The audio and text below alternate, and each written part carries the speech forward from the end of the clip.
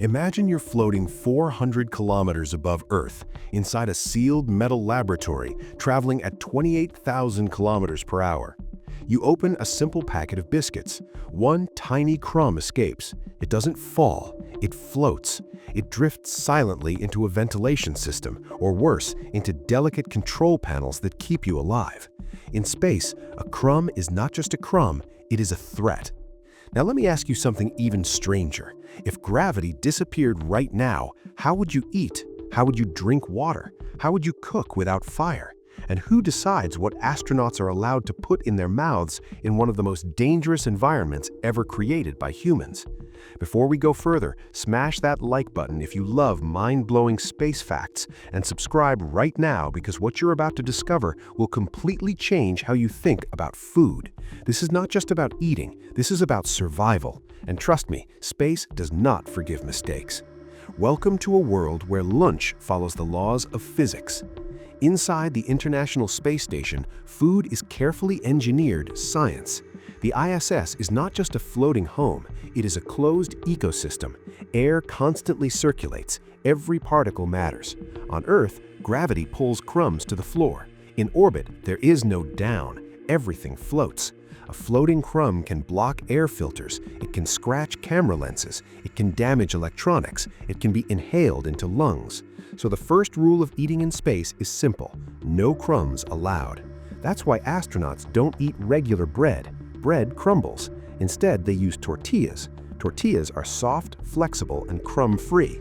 It may sound small, but this single design choice prevents major risks. Who decided this? Food scientists and engineers at NASA. Where is this done? In highly controlled food laboratories on Earth.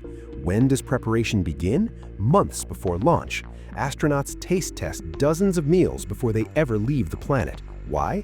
Because food in space must meet three conditions: safe, nutritious, and psychologically comforting. Here's something most people don't know. In microgravity, your body changes. Fluids shift toward your head. Your face becomes slightly puffy. Your nose feels congested. Food tastes bland. That's why astronauts crave spicy meals. Hot sauce is one of the most requested items aboard the ISS. Without gravity, your taste buds behave differently, so scientists adjust seasoning levels to compensate. Even salt and pepper are transformed. They are not powders, they are liquids, because if salt floated freely, it could enter equipment or eyes. Now let's answer the biggest question: how do astronauts cook in space? The answer is simple: they don't cook the way we do. Fire is forbidden in orbit. An open flame inside a pressurized spacecraft would be catastrophic. So instead of frying pans and ovens, astronauts use specially designed food warmers. Most meals arrive freeze-dried, thermostabilized, irradiated, or vacuum-sealed. Water is injected into pouches to rehydrate food. Then the pouch is heated. No sizzling, no smoke spreading through the kitchen, just controlled heating in sealed containers. When did space food first begin? In 1961, when Yuri Gagarin became the first human to travel beyond Earth, he ate beef paste squeezed from a tube. It wasn't about taste, it was about proving humans could swallow in microgravity. Later, during the Apollo program, astronauts ate bite-sized cubes coated in gelatin to prevent crumbs. Those early meals were functional but not enjoyable. Over decades, space agencies improved flavor, texture, and variety. Today, astronauts enjoy shrimp cocktail, chicken teriyaki, scrambled eggs, tortillas with peanut butter, chocolate pudding, and even special holiday meals. But every item must pass strict testing. Where does this food come from? It is produced in specialized facilities and shipped to launch sites like Kennedy Space Center. From there, cargo spacecraft carry it into orbit. There is no grocery store in space.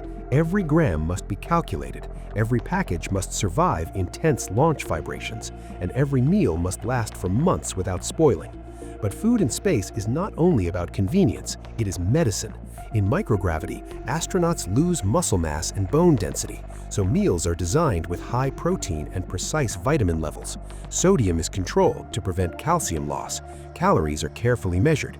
Eating becomes part of the health system that keeps astronauts functional for long missions. And then there's the psychological side. Imagine being away from Earth for 6 months. No fresh air, no rain, no family dinners. Food becomes emotional comfort. Astronauts often request culturally meaningful dishes. Sharing a meal together in microgravity helps maintain morale. Even in orbit, humans remain human. Now, let's think about the future. What happens when we go to Mars? A mission to Mars could last 2 to 3 years. Carrying all food from Earth would be extremely expensive and heavy. So scientists are experimenting with growing food in space. Lettuce has already been grown aboard the ISS. Researchers are studying how plants behave in microgravity and artificial lighting systems. Someday, astronauts may harvest tomatoes, potatoes, or even wheat on another planet. The dream is sustainability, creating closed food systems beyond Earth. But even then, crumbs will still matter, because space is unforgiving. One floating particle can interfere with systems designed to protect human life. Every meal is engineered, tested, and approved by teams of experts. Who ensures its safety? Scientists, microbiologists, engineers. Where does it travel? Through rockets into orbit. When is it consumed? According to strict daily schedules. How is it eaten? From sealed pouches carefully attached with Velcro to prevent drifting. Why so strict? Because in space, small mistakes can have enormous consequences. Next time you sit down for lunch, look at the crumbs on your plate. On Earth, they mean nothing. In orbit, they mean risk. Food in space is not about luxury. It is about survival, psychology, biology, and physics working together. It is proof that even the simplest human act of eating becomes complex when gravity disappears. Now, I want to ask you something. If you were going on a 6-month mission to space, what food would you take? Could it survive without gravity? Would it float? Would it crumble? Drop your answer in the comments. I read every single one. If you're fascinated by the hidden science behind everyday things in space, don't forget to hit subscribe and turn on the notification bell.